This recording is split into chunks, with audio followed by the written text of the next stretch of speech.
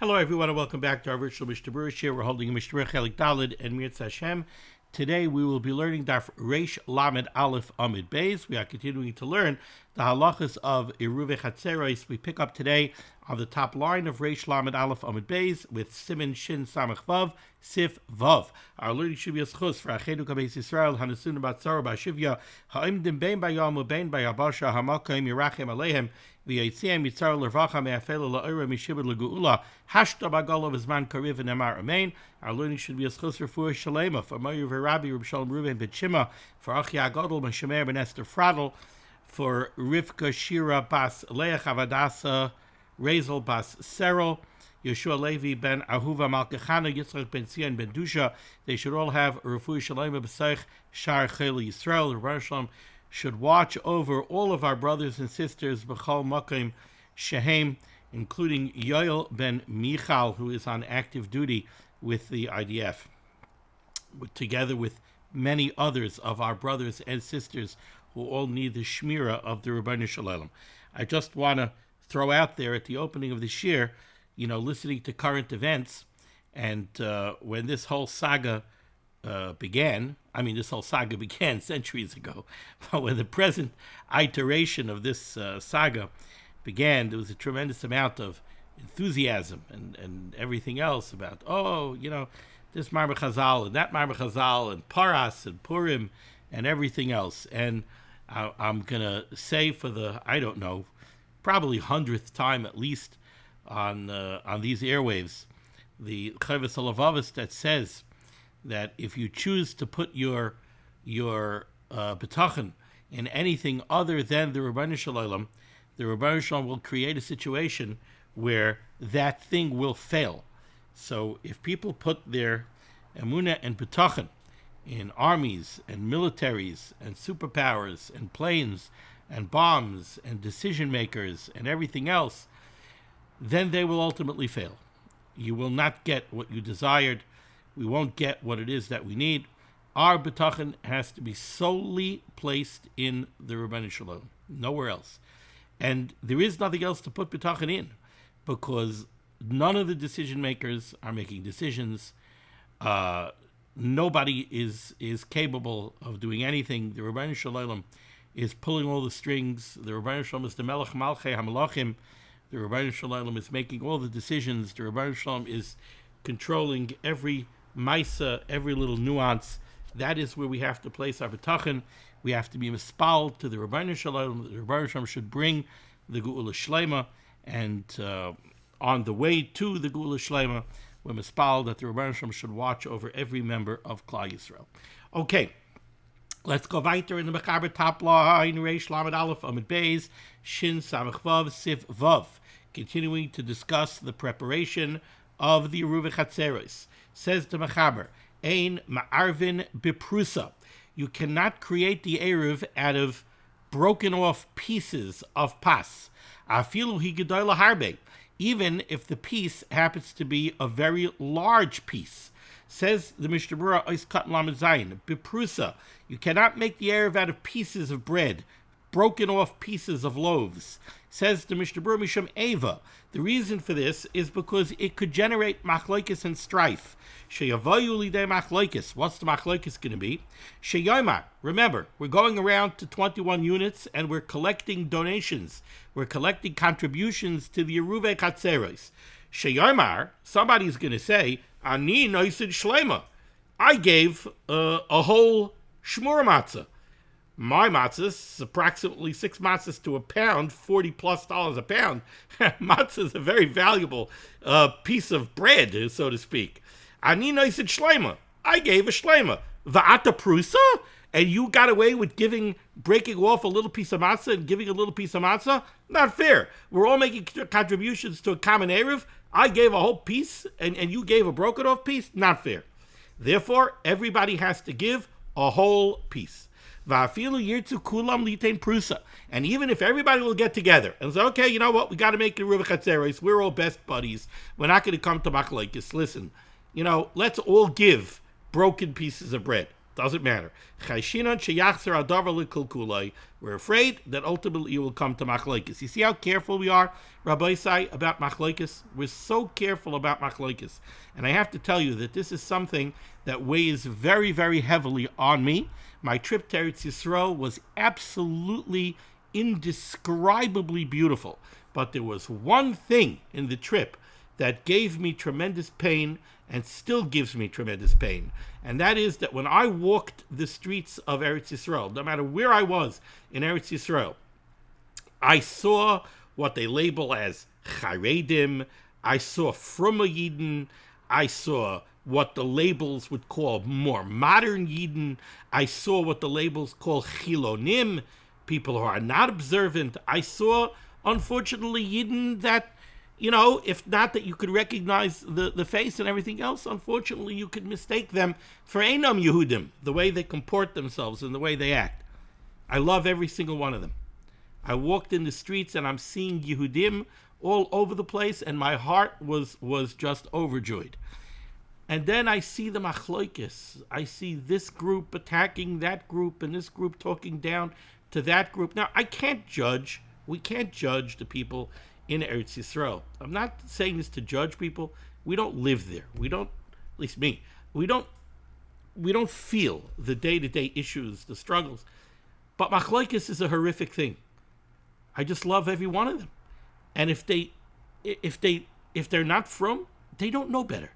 They don't get it. They don't understand. They weren't taught. They weren't exposed, at least in a positive way. Whatever it is, I don't have to climb into their heads. I love every Yid, so I love it. I just love all the Yehudim. And machlokes is a gefährliche thing. Here we're learning the halachas of Eruv Chatzeres. So you would think, if you tell me you can't use a prusa, there must be some technical reason why you can't use a prusa. No, it's not a technical reason at all. It's because of Eva. It's because you might come chas v'chalila to machlokes. We can't have machlokes. We need everybody to get along.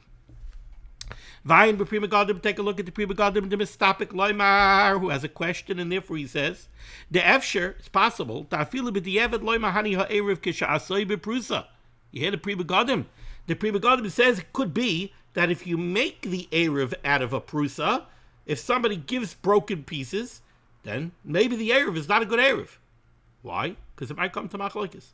And if it might come to machlokes, the Chazal don't want it. Not an effective erev. What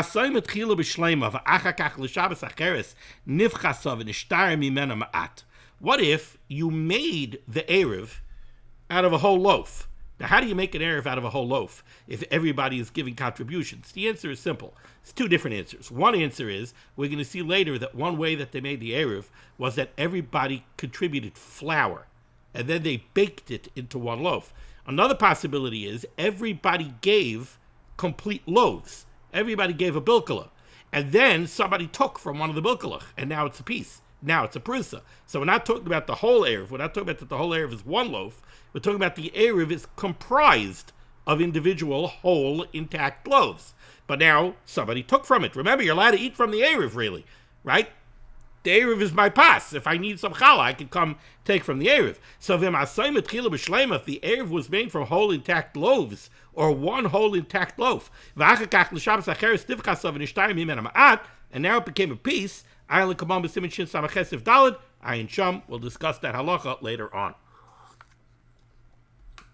Okay, so opening halacha of Sivav, the erev can't be made with a prusa. It can't be made with a broken off piece. It has to be made from a shalem, or at least from individual shlemim. Says the Mechaber Vayter, top line, Afilu higdala harbe. This is true even if the prusa is a very big piece. Maybe you had a long French bread, and you broke off a piece of the French bread. It's bigger than any bilkala. Doesn't matter. It's a prusa. You can't use a prusa. Alvo b'shlema, but if you're using an intact piece, Afilu k'tanim alid marvin. Even if you have a little mini bilkala is fine. It's a whole piece. Ubavad sheyeh behem kol kach sheyeh behem kashir. However, remember, the Eruv Chatzeros does have to have a minimum shear, which we will discuss later on. Says the Mechaber Vayter, Umiu, Im noitel mimenu kidei chalas nachtoim shehu echad me'arba u'shmoina ma'arvin ba. Having said that the erev can't be made with a prusa, it has to be made with a sholem. Now the Mechaber wants to know what constitutes a sholem. Right? We have this problem sometimes on Shabbos. You need lechem mishta, you need 2 shleimen. You go to get your challah, you see a little piece was broken off. It's a bigger problem, happens to be, I think, on Pesach with matzah. Matzah is brittle, matzah breaks. So you take out a matzah, is this a sholem? It's a little piece broken off. So at what point is it still a sholem? At what point is it a prusa? Says the Mishnah Berurah, says the Mechaber, I'll tell you. Im noitel mimenu kedei chalas nachtoim. If a piece was broken off of the loaf, that's the equivalent in size to the amount that a commercial baker, a nachtoim, would have to separate for challah. If a nachtoim, a commercial baker, wants to take challah, how much does he have to take off of the loaf? What's the shear challah? Shehu echad me'arbo mushmoina. The shear for a commercial baker is 1/48th of the loaf. A private baker, the shear is 1/24th. A commercial baker, a nachtoim, the shear is 1/48th. So that's ma'arvin ba. If up to 1/48th of the loaf was removed, it's still considered a sholem. It's not a prusa. You could use it for the erev. If a piece bigger than 1/48th of the entire loaf was broken off, it's no longer considered a sholem. Now it's considered a prusa, and you can't use it for the erev. Continues the Mechaber. Don't think that this has anything to do with the halachas of challah. It has nothing to do with the halachas of challah. This is true even if the loaf that you're using for the Eruv Chatzeros wasn't chayiv in challah. Maybe you told your wife, I need to contribute a loaf. I need to contribute a sholem to the Eruv Chatzeros. Could you bake a sholem for me? So she went and she took a small amount of flour and she baked a bilkala. It's not chayiv challah. She didn't use 5 pounds. It's not chayiv challah at all. Still, if a piece bigger than 1/48th breaks off, it's now a prusa. So this 1/48th shear has nothing to do with challah. That's just the amount that once it's removed, it's no longer considered a sholem. Continues the Mechaber. V'im nifrasa, let's say you had your bilkala that you wanted to use for the Eruv Chatzeros, and it broke. V'im nifrasa, it broke. It's no longer a sholem. Is there a way to remedy the situation? Says the Mechaber, v'chibra b'kisem. You took a toothpick. You have 2 pieces. You stuck half the toothpick into one side, and then you took the other piece and you stuck it together. So you're fastening the 2 halves of the loaf together with a toothpick that's inside. I hope nobody bites into it. So if you do that, says the Mechaber, you stuck one end into the bread on one side. The way the Mechaber is discussing it is, you had a whole challah. A piece larger than 1/48th broke off. So you took a toothpick, you stuck one end into the loaf, and you stuck the other end into the piece that broke off. And that's how you are mechaber them. Then says the Mechaber, im einoi nicker shenifrasa, if you could pass this off as an intact loaf, if it's not nicker, that this is really a prusa, marvin ba, then you could use it for the erev. Again, Mechaber says, the Eruv Chatzeros, it has to be made with a sholem. It can't be made with a piece. It can be made with a very small sholem, as long as it has the minimum shear, which we'll learn weiter. What constitutes a sholem and what constitutes a prusa? If a piece larger than 1/48th broke off, now it's a prusa, now it's no longer a sholem. If you want, you could stick them back together using a toothpick inside, if it's not nicker that it's broken. Says the Mishnah Berurah, Ois Cotton Lamad Ches. Kedei challah, pirush. Afilu einay sholem, even if it's not really intact, the piece broke off, shari, it's mutter, if the piece that broke off is less than 1/48th. Why? Why is that okay? Explains the Mishnah Berurah very, very good. Why? Sha'ashchenim soivrim shanitel chalam in a pas. Because now there's going to be no machlokes. Nobody is going to look and say, oh, you got away with a prusa. No, they're going to look at it and they're going to say, yeah, he had to break off a small piece because he had to be marfresh challah. So he broke off a small piece. He's not trying to get away with a prusa. He was marfresh challah. That's why it's okay, because there's no eva. If it broke, if a small piece broke off the sholem, is there anything you could do? Yeah, you could attach it with an interior toothpick. Says the Mishnah Berurah, even though really it's not a sholem,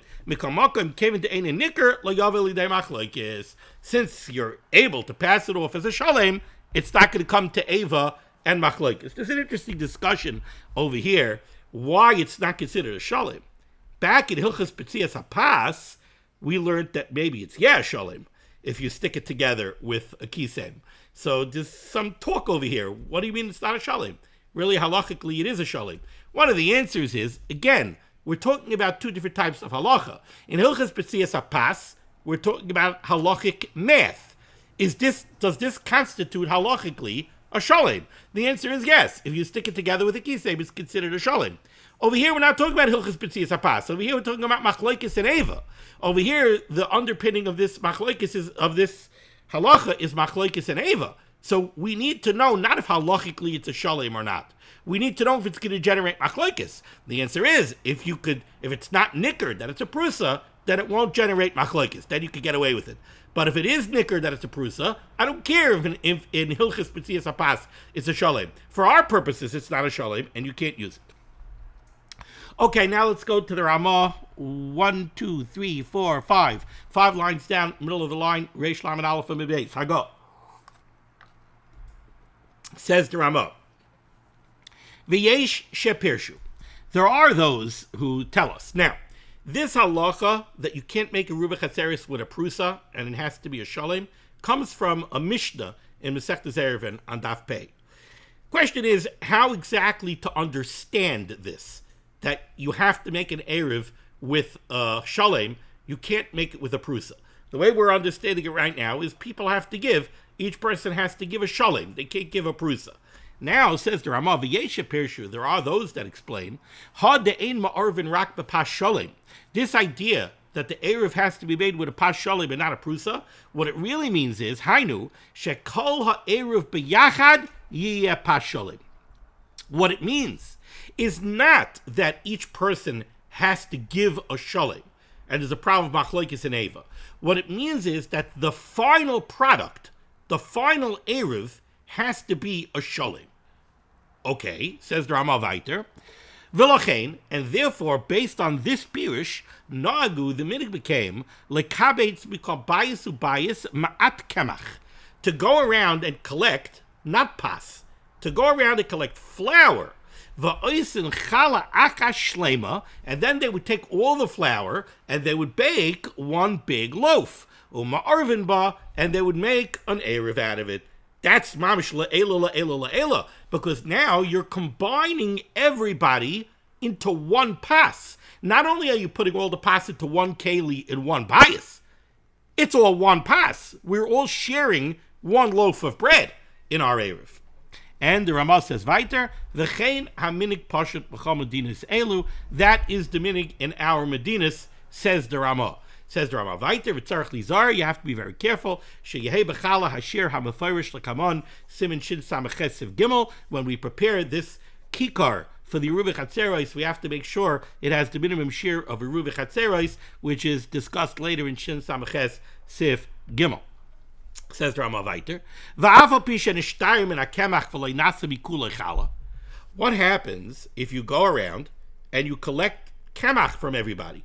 Now you bring the bowl of kemach to your wife and you say, honey, could you please bake the kikar for the Eruv Chatzeros?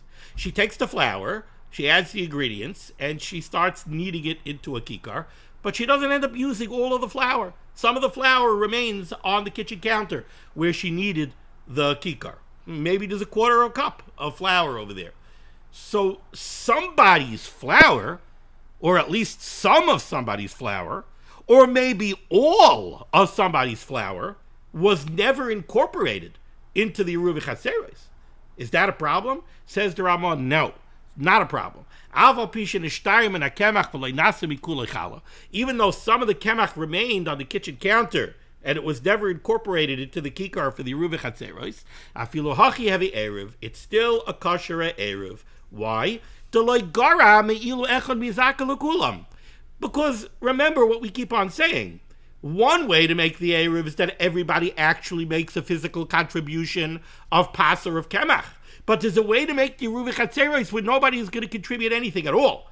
The Rav and the Gabbai are going to get together in shul. Nobody else even knows that it's happening. right? Unfortunately, a lot of people don't even realize that there's a Eruv Chatzeros going on here. The Rav and the Shamish get together in the shul. The Rav takes a box of matzah, hands it to the Gabai, the Shamish, and the Shamish is zoiche in it for all the Bnei HaChatzer, right? So everybody has a chelik in it because the Shamish was zoiche in it on behalf of everybody. So, okay, so fine, you didn't do that. What you did was everybody made a contribution. Somebody's didn't get incorporated. It's okay. The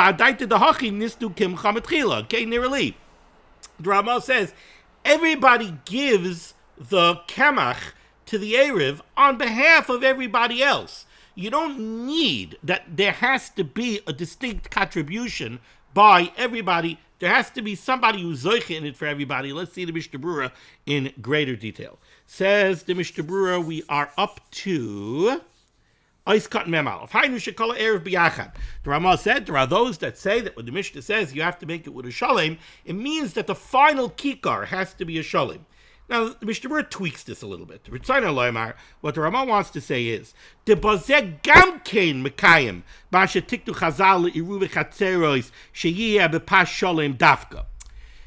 Ramah does not mean that these Befarshim hold that when the Mishnah says the Erev has to be made with a shalem, it means that you must make the Eruv Chatzeros with one whole intact challah, that everybody's donations has to be incorporated into one loaf, and the Erev cannot be made out of multiple loaves. That's not what they mean.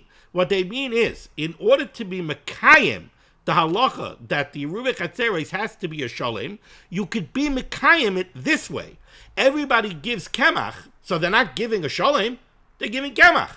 But since the final product is one shalem, they're Mekayim the requirement of the Mishnah that the Eruv Chatzeros has to be a shalem. But even this Yesh Mefarshim agrees that you could make the Eruv Chatzeros out of multiple loaves, as long as everybody gives a whole loaf. They can't give a prusa. Even though we have this problem of Erev, so what if somebody gives an extra large haimashachala and the other one gives a little egg bilkala? Are we worried about Eva? No. So long as everybody's giving a shalem, you gave one size, he gave another size, we're not worried about Eva. We're worried about Eva when you're giving a piece. That's when we're worried about Eva. The Chein Moedim Gamken, this Yesh Mefarshim also agrees l'dei Rishayna to the first opinion, the Ein Ma'arvin Beprusa, afilu yitnu kulam Prusa Shavos. So this Yesh Mefarshim is not arguing on the idea that people can't give a Prusa, and they're not arguing on the fact that you can make the Erev out of multiple whole loaves. Their point is that another way to be Mekayim, the requirement of a Shalem, is by taking everybody's donation of kemach and making one shalem. The minhag became to collect flour from everybody. There's another way to do this. They don't have to actually give flour. They could give $1 towards the flour. And remember, says the Chavetz Chaim, not every household has to actually physically make a contribution at all. Because everybody is giving their contribution, they understand what they're doing. They're joining everybody together in an Eruv Chatzeros. So when Reuven makes his contribution of Kemach to the Eruv, it's not, this is my contribution. It's, I am giving towards the common Eruv Chatzeros. So I'm giving to and on behalf of everyone. So even if Shimon didn't actually make a contribution, but Reuven's contribution covers Shimon, Levi's contribution covers Shimon. That's why you don't need everyone to make a physical contribution. V'tzarech li zaher.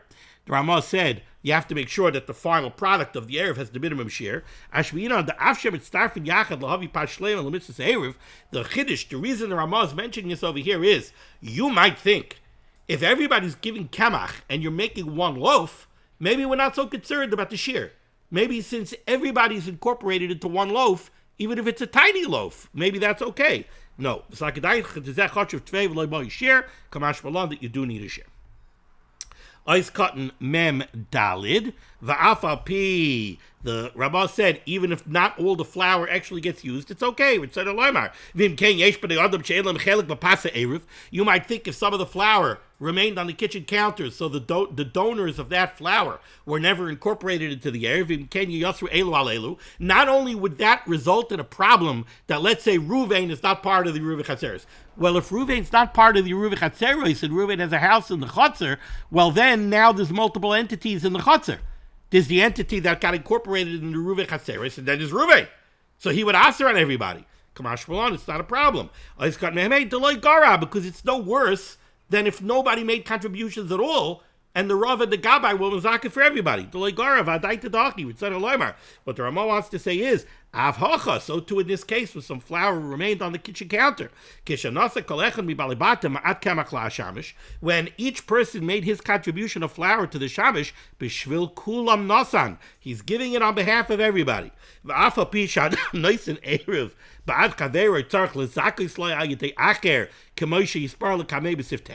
Even though there seems to be a technical problem here. Remember, I keep on saying that the way the Erev is made, ultimately, is that the Rav takes a box of matzahs, let's say, gives it to the Shamish. So the Rav hands it off to the Shamish makes a kinyan on it, and says, I'm being zoiche in it on behalf of everybody. So therefore questions the Chavetz Chaim. What are we saying here, the Ramah? The Ramah is saying, even if Ruvain didn't actually make a contribution to the Erev, it's okay. Why? Because when Shimon gave his contribution, he gave on behalf of Ruvain also. Well, who actually received it and was mizaka in it for Shimon in this scenario, right? Let's say it doesn't happen that at the end the Rav and the Shamish do their thing.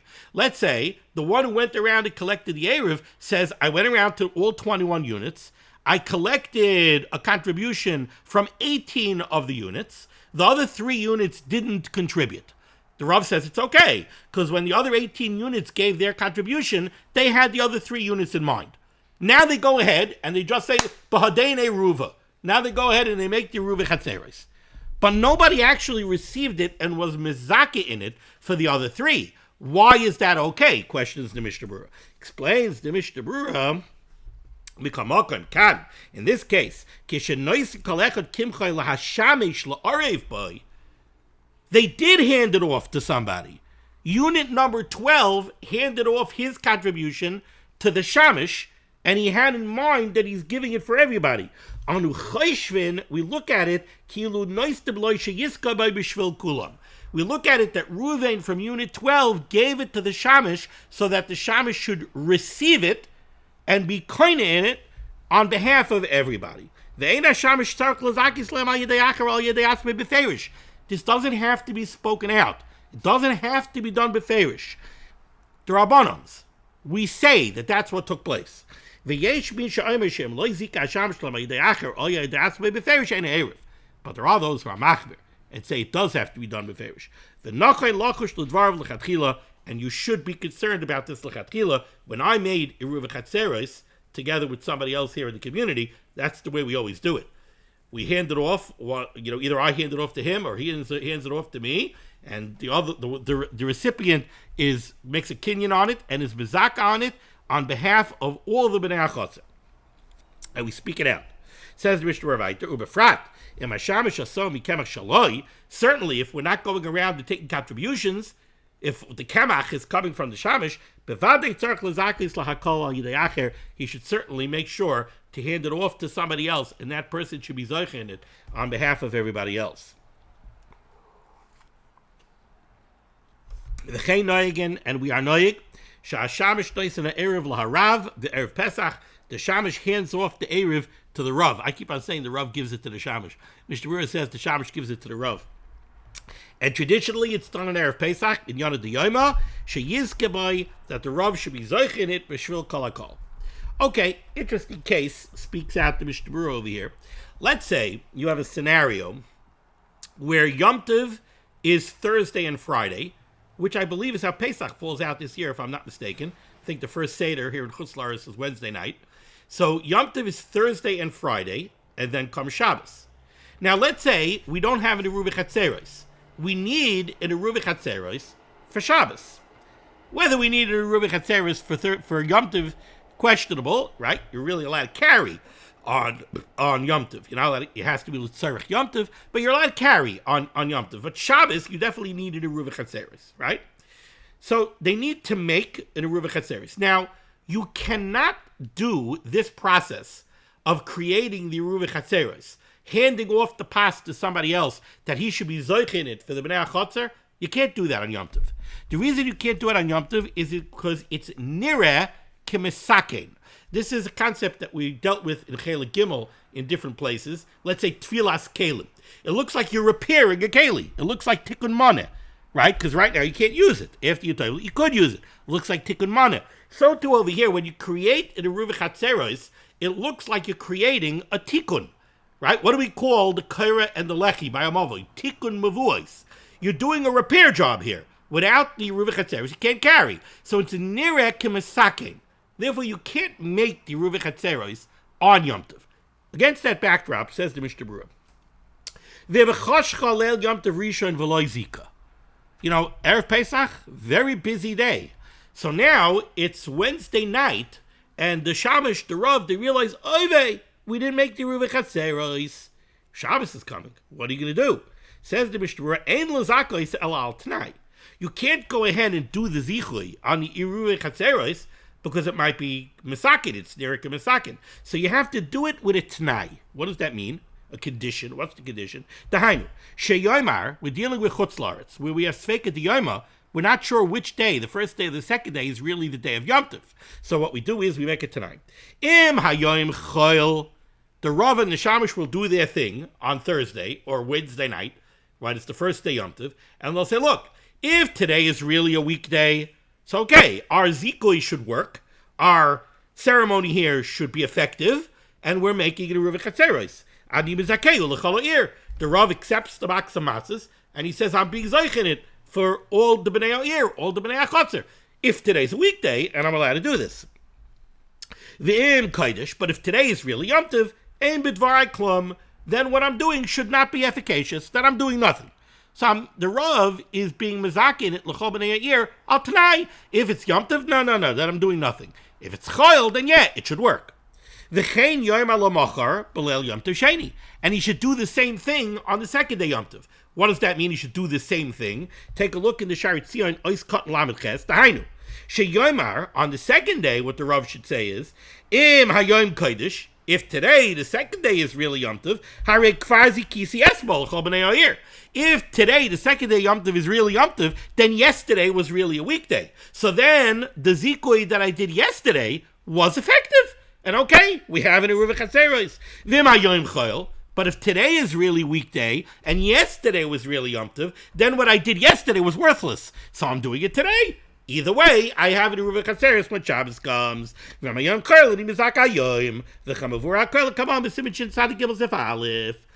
the Mishnah Berurah. This is only Negeya if it's like this year on Pesach, when Yom Tov is Thursday and Friday, followed by Shabbos. If Yom Tov is Tuesday and Wednesday, so then Yom Tov Milazaka is Erev Shabbos. So then don't do it on Yom Tov. Wait till Chalamoid, do it then. What if you forgot to make the Eruv Chatzeros already? You didn't do it on Yom Tov, you didn't do it on Friday. Now it's Shabbos. What do you do now? You can't do the Zikoi on Shabbos.